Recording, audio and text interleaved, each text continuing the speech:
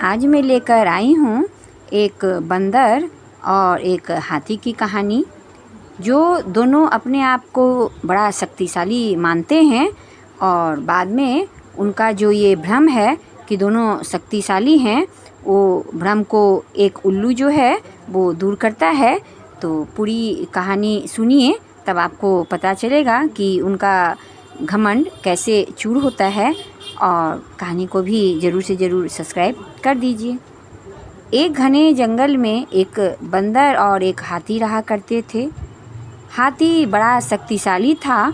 वह ऊंचे और बड़े पेड़ों को एक बार में ही उखाड़ कर फेंक देता था। बंदर काफ़ी कमज़ोर था, लेकिन बड़ा ही फुर्तीला और तेज़ था। दिन भर बंदर जंगल के पेड़ों पर उछल कूद करता रहता था। दोनों बंदर और हाथी को अपने गुणों पर बड़ा ही घमंड था। दोनों ही एक दूसरे से खुद को ज़्यादा अच्छा और बेहतर मानते थे। इस वजह से दोनों में हमेशा बहस होती रहती थी। जंगल में एक उल्लू भी रहता था, जो अक्सर बंदर और हाथी की हरकतें देखता था। वह इन दोनों के लड़ाई झगड़े से परेशान हो चुका था।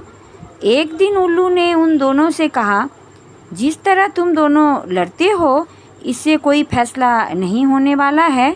तुम दोनों में एक प्रतियोगिता के जरिए आसानी से ये फैसला हो सकता है कि तुम दोनों में सबसे शक्तिशाली कौन है।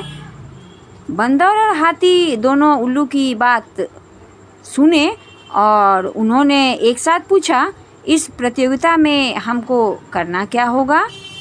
उल्लू ने कहा, इस जंगल को पार करने पर एक दूसरा जंगल आता है, जहाँ पर एक काफ़ी पुराना वृक्ष है, जिस पर एक सोने का सेब लगा हुआ है। तुम दोनों में से उस सोने के सेब को जो पहले लाएगा, उसे ही इस प्रतियोगिता का विजेता माना जाएगा और वही असल में शक्तिशाली कहलाएगा।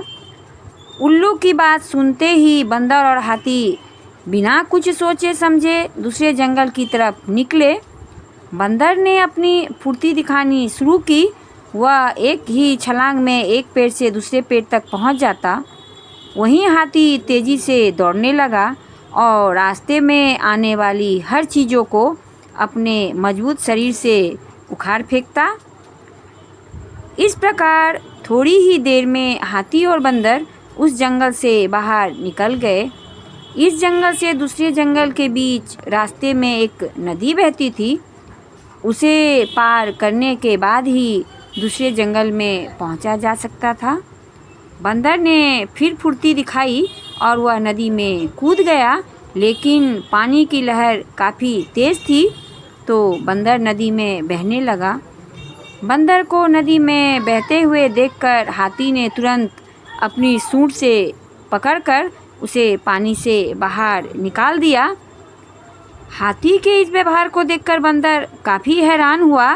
उसने हाथी को अपनी जान बचाने के लिए धन्यवाद कहा और अपनी हार मानते हुए हाथी को ही आगे सफ़र तय करने को कहा। बंदर की बात सुनकर हाथी ने कहा, मैं नदी पार नहीं कर सकता हूँ, तुम मेरी पीठ पर बैठकर इसे पार कर लो। बंदर भी हाथी की बात मान गया और वह हाथी के पीठ पर बैठ गया और इस तरह दोनों ने नदी पार कर ली और दूसरे जंगल पहुंच गए। फिर दोनों ने सोने से लगे हुए सेब वाला पेड़ खोजना शुरू किया और उसके बाद दोनों ने मिलकर सोने के लगे हुए सेब वाले पेड़ को भी खोज निकाला। सबसे पहले हाथी ने अपनी सूंड से उस पेड़ को गिराना चाहा, लेकिन वह पेड़ काफ़ी मजबूत था। हाथी के प्रहार से वो पेड़ नहीं गिरा।